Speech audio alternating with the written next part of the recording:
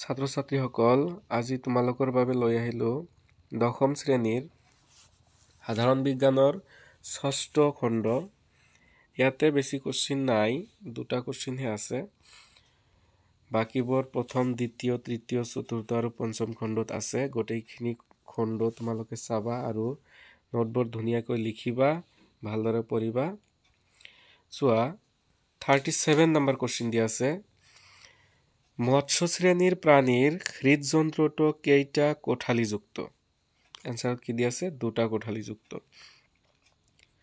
38 number কোশ্চিনত অনুচক্ৰিকাৰ কাম কি?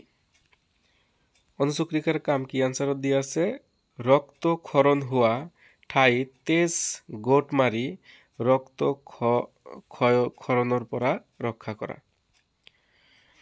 তোমালোকে গোটেই কেইটা খণ্ড চাই স্ক্ৰীনশ্বট কৰিবা আৰু নোটবোৰ ভালকৈ লিখিবা, লিখি পেলাই পঢ়িবা। যিবিলাক ছাত্ৰ ছাত্ৰীসকলে মোৰ চেনেলটো ছাবস্ক্ৰাইব কৰা নাই, ছাবস্ক্ৰাইব কৰিবা নতুন নতুন ভিডিঅ' পাবলৈ।